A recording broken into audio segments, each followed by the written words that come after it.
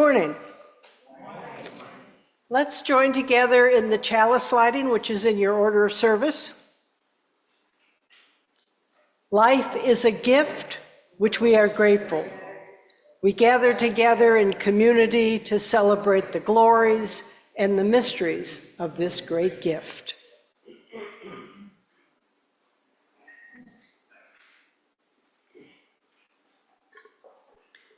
Today's opening reading is a passage in the Bible that they tried to ban, talking about banned books. And the people that wanted to ban it were the Puritans. They wanted to have people believe in God by faith alone. They did not think that works, that the work that we did for justice, etc., mattered, because it was predetermined whether we were going to go to heaven or not. So this is what they did not like. What good is it, my brothers and sisters, if you say you have faith, but do not have works? Can faith save you? If a brother or sister is naked and lacks daily food, and one of you says to them, "Go in peace, keep warm, and eat your fill," and yet you do not supply them their bodily needs, what good is that? So faith by itself, if it has no works, is dead. Show me your faith apart from your works, and I, by my works, will show you my faith. Now, thanks to our superior technology, we are able to have the pictures from the book up on the screen so that we don't have to try and line up down there. Today's children's time will be The Kite, a short story from Days with Frog and Toad. These are for everybody who have ever tried something and then tried something and then tried something and still not made it. Frog and Toad went out to fly a kite. They went to a large meadow where the wind was strong. Our kite will fly up and up, said Frog. It will fly all the way to the top of the sky. Toad, said Frog, I will hold the ball of string. You hold the kite and run. Toad ran across the meadow. He ran as fast as his short legs would carry him. The kite went up into the air. It fell to the ground with a bump. Toad heard laughter. 3 robins were sitting in a bush. That kite will not fly, said the robins. You may as well give up. Toad ran back to Frog. Frog, said Toad, this kite will not fly. I give up. We must make a second try, said Frog. Wave the kite over your head. Perhaps that will make it fly. Toad ran back to the meadow. He waved the kite over his head. The kite went up into the air and then fell with a thud. What a joke, said the robins. That kite will never get off the ground. Toad ran back to Frog. This kite is a joke, he said. It will never get off the ground. We have to make a third try, said Frog. Wave the kite over your head and jump up and down. Perhaps that will make it fly. Toad ran across the meadow again. He waved the kite over his head. He jumped up and down. The kite went up into the air and crashed down into the grass. That kite is junk, said the robins. Throw it away and go home. Toad ran back to Frog. This kite is junk, he said. I think we should throw it away and go home. "Toad," said Frog, "we need one more try. Wave the kite over your head, jump up and down, and shout, 'Up, kite, up!'" Toad ran across the meadow. He waved the kite over his head. He jumped up and down. He shouted, "Up, kite, up!" The kite flew into the air. It climbed higher and higher. "We did it!" cried Toad. "Yes," said Frog. "If a running try did not work, and a running and waving try did not work, and a running, waving, and jumping try did not work, I knew that a running, waving, jumping, and shouting try just had to work." The robins flew out of the bush, but they could not fly as high as the kite. Frog and Toad sat and watched their kite. It seemed to be flying way up at the top of the sky. 8 years ago, on the day my grandson Griffin was born, my beloved daughter Elise was diagnosed with terminal breast cancer. After a year of chemotherapy, she was told it was no longer able to keep the cancer from spreading. Her one chance of survival was an experimental program at Johns Hopkins that was testing a new medicine which allowed the patient to skip chemo. She applied to the program, but was turned down by her insurance plan because the program was still unproven. She died 4 months later. The other night, I was watching a program outlining the impact Trump's cuts have had on people. They interviewed a man who was part of the program at Johns Hopkins that Elise tried to get into. He had been in the program for 5 years after being told that he had 6 months to a year to live. Now this successful life-saving program is ending because of Trump's cuts. My heart broke for this man and the millions of people whose lives are negatively changing because of Trump and his minions. The protests around the country give us a hint of how many people are losing their jobs, money, health, hope, and so much more. We are angry, frustrated, anxious, and unsure about what we can do. The country is divided, and violence is a real possibility. People ask, what you gonna do?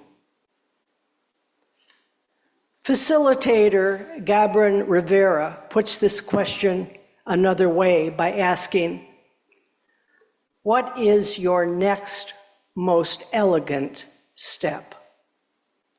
She writes, an elegant step is one that acknowledges what is known and unknown, and what the capacity of the group actually is. An elegant step allows humility, allows people to say, actually, we need to do some research, or actually, we need to talk to some folks not in this room, or actually, we need a full day to build this plan out into something realistic and attainable. When considering our next most elegant step, it is helpful to remember a triangle graph used by Unitarian Universalist organizer, the Reverend Joseph Santos Lyons. He divided the triangle into 3 sections.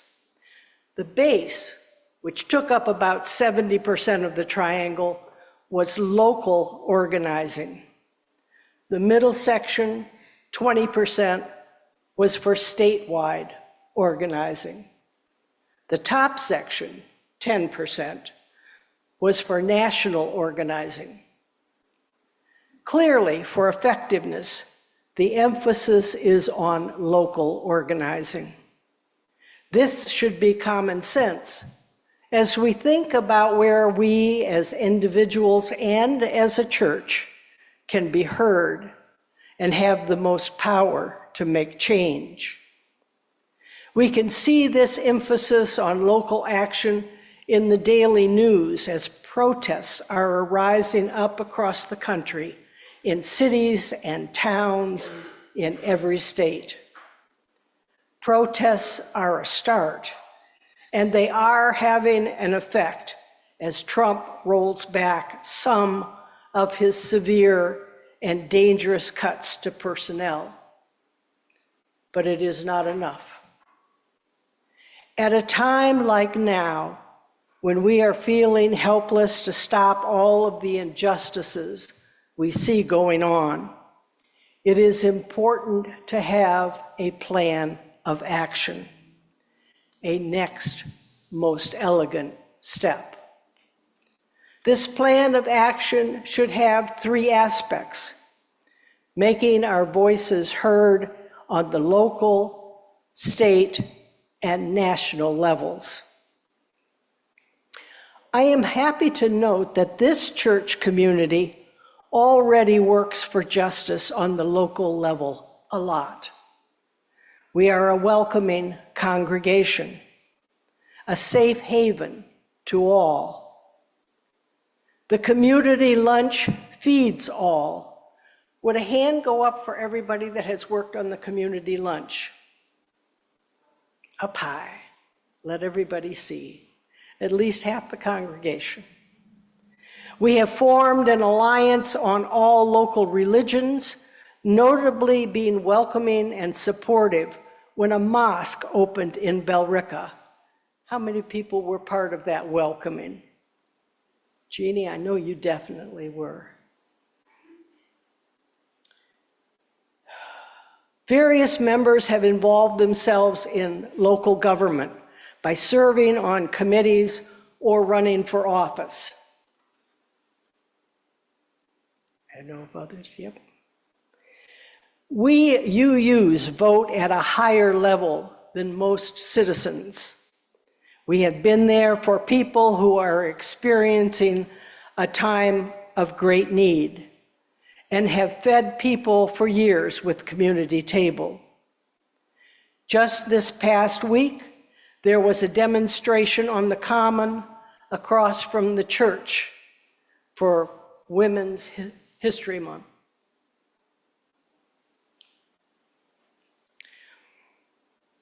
I would say that our 70% local is about covered, although there is always room for one more step toward justice for all when the need arises. On the state level, for years, we have had a good turnout for the Pride March in Boston. Some of us lobbied the State House to get the same-sex marriage bill passed. Again, we UUs vote at a higher rate than most citizens at the state level. I'm sure there are other actions I don't know about, but the bottom line is that probably we haven't done our full 20% on the statewide level. What plan can we come up with? What next step can we take statewide that supports justice? For instance, might a group take our church banner to one or more of the demonstrations in Boston protesting Trump's illegal cuts to congressionally founded and funded departments? Nationally is even harder to do. They seem so far away, so big, and we so small. Vote in national elections, yes, of course. Some of us write to our Congress people, but most of us probably don't. It is tempting in Massachusetts to say, well, they vote the right way, so I don't have to do anything. By and large, we have done a good job in picking our representatives. Most people write only to complain, squeaky wheel and all that. But when is the last time you wrote to your congressperson to say, thank you for your good job? Imagine being a representative in Congress who is trying to stop what Trump is doing. I don't envy any liberal representative in today's DC. They are fighting the good fight, trying to make good trouble, and it is all uphill.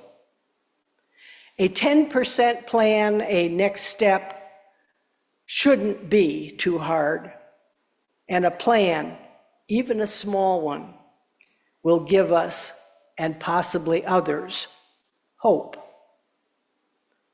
We all need hope, especially now. It's funny how hope and action feed each other. Hope can inspire action. Action inspires more hope, and so it builds.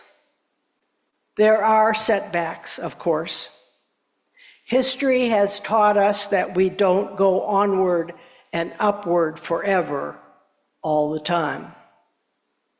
After a severe setback like the last election handed us, we have to get back up, dust ourselves off, and take the next most elegant step. That step will lead to others. Perhaps our step will inspire others, and we will be able to move forward together. As our hymn says, one more step. We will take one more step till there is peace for us and everyone. We'll take one more step. Amen. So be it. May it be so. Let's join together in extinguishing the chalice, which is, the words are found in your order of service. We extinguish this flame, but not the light of truth, the warmth of community, or the fire of commitment. These we carry in our hearts until we are together again. I am only one, but still I am one. I cannot do everything, but still I can do something. And because I cannot do everything, I will not refuse to do the something that I can do. Amen.